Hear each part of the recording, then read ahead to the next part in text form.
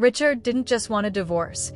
He wanted to watch Karen wither away until there was nothing left of the woman he had promised to protect for 25 years. While Karen fought the silent war of breast cancer inside her own body, Richard was busy sharpening the knife he would eventually drive into her back, proving that the greatest danger wasn't the disease in her cells, but the man sleeping in the bed beside her.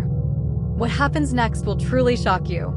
Get ready, because this story is packed with secrets and betrayals you won't see coming. We love hearing from you, so drop a comment below and tell us where you're watching from. And for more intense tales of justice and revenge, make sure you're subscribed and have notifications turned on. Now, let's claim this midnight story. He had spent months watching her grow pale and weak, not with the eyes of a concerned husband, but with the cold, calculating gaze of a man waiting for his luggage to be replaced by a newer, shinier model. Every time she reached for his hand after a grueling round of chemotherapy, he pulled away as if her illness were a stain that might ruin his expensive silk suit, leaving her to realize that the person she had built a life with was actually a predator waiting for her to break. He treated her like an old, broken appliance that was making too much noise in his perfect life, and the cruelty he showed her during her darkest hours was more painful than any needle or surgery. The maltreatment became a daily ritual of psychological torture designed to make Karen feel like she was already dead. On the nights when the nausea from her medication was so violent she could barely stand, Richard would stand in the bathroom doorway, checking his reflection and complaining that her coughing was ruining his sleep.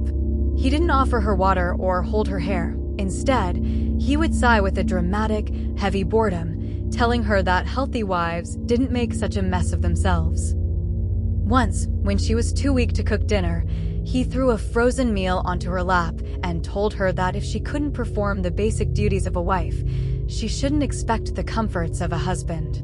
He began inviting people over for loud, late-night parties, purposely playing music that throbbed through the walls of her bedroom while she lay in the dark, shivering from fever. When she begged him to turn it down, he would laugh in front of his friends, calling her the resident ghost and telling everyone that she was just using her illness to control his social life.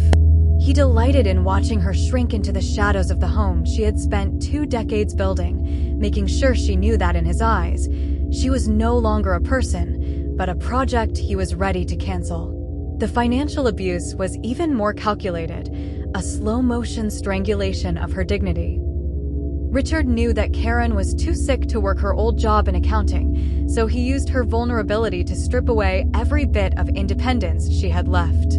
He changed the passwords to their investment accounts, claiming he was protecting her from the stress of money management, but in reality, he was starving her out. Karen found herself having to ask him for every penny, even for basic items like soft ginger ale to settle her stomach or a new pack of bandages. Richard would make her sit through a lecture every time she asked for $20, accusing her of being fiscally irresponsible while she was unemployed, even as he walked into the house carrying shopping bags filled with designer shoes and high-end watches. He mocked her finance blog, calling it a pathetic little diary for losers, and would often leave the room laughing if he saw her typing away on her laptop. He wanted her to believe she was a failure in every sense. As a wife, as a professional, and as a woman, so that when he finally discarded her, she would believe she deserved the emptiness he was leaving her with. The afternoon the hammer finally dropped, Karen was sitting on their velvet sofa, her head wrapped in a soft scarf to hide the patches of hair she had lost. The house was unnervingly quiet until Richard slammed his briefcase onto the dining table, the sound echoing like a gunshot. He didn't ask how her doctor's appointment went. Instead, he threw a stack of bank statements onto her lap, his face twisted in a mask of pure disgust. "I'm done, Karen. I'm done paying for a life that has become a funeral march," he hissed, his voice cutting through her like a blade. "Look at you. You're a burden, a drain on my resources, and frankly, you're an eyesore. I didn't sign up to be a nurse to a woman who has let herself go. While you've been sitting here playing with that stupid finance blog of yours, that little hobby you call a business, I've found someone who actually knows how to live." Sarah is 27. She's a partner at her firm, and she doesn't spend her days smelling like a hospital wing. She's the woman you used to be before you became a ghost haunting my house. I've already moved my things into Sarah's penthouse, and honestly, the air there is so much cleaner without the scent of sickness. Karen looked down at the bank statements, her trembling fingers tracing the red lines that showed their joint savings account had been bled dry. Tens of thousands of dollars had been funneled into luxury jewelry stores, high-end hotels, and five-star restaurants over the last 6 months, the very months she was fighting for her life and wondering how they would afford her next treatment. "You stole our retirement, Richard. You took the money we saved for our future to buy diamonds for a girl who wasn't even born when we got married," she whispered, her voice cracking with a mix of physical exhaustion and soul-crushing rage. Richard didn't even flinch. He simply smirked, a chilling, hollow expression that revealed he felt no guilt for leaving his sick wife with nothing. It wasn't stealing, Karen. It was a relocation of funds to a future that actually has a heartbeat. You're unemployed, you're sickly, and that blog you write is just a pathetic distraction from the fact that you have nothing left to offer the world. You have 48 hours to pack what's left of your life and get out of my sight before the locks are changed. Take your medicine and your scarves. And go find a corner to die in, because I'm starting my real life now. The days that followed were a blur of cold rooms and bitter tears, as Karen moved into a tiny, cramped apartment she could barely afford with the few $100s Richard hadn't managed to snatch. The walls were thin, and the radiator clinked all night, but for the first time in years, the air didn't feel heavy with Richard's hatred.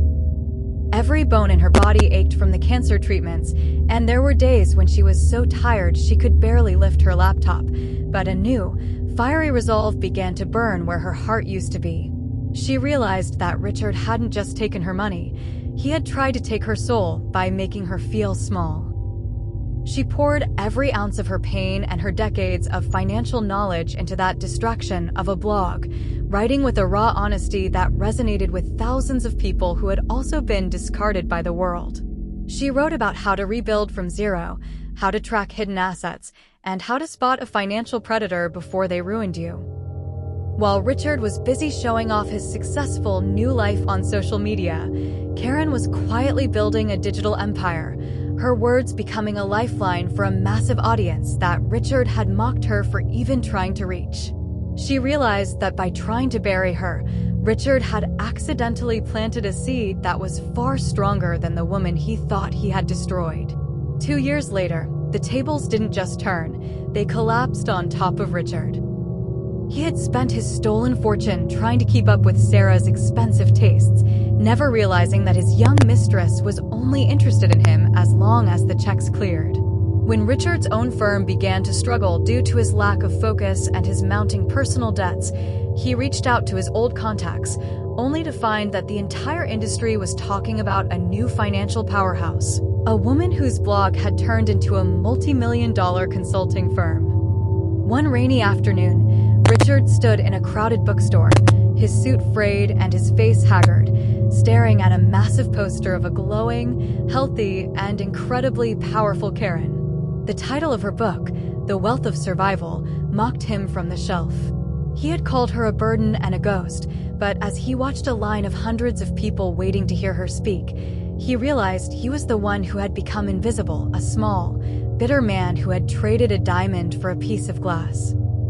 He tried to push through the crowd to speak to her, hoping for a handout, but Karen's security, paid for by her own hard-earned success, gently but firmly moved him aside. She didn't even see him. She was too busy looking toward a future that he was no longer a part of, proving that the best revenge wasn't just surviving, but thriving in a life he could no longer touch. If you enjoyed the story, please drop a comment and don't forget to subscribe.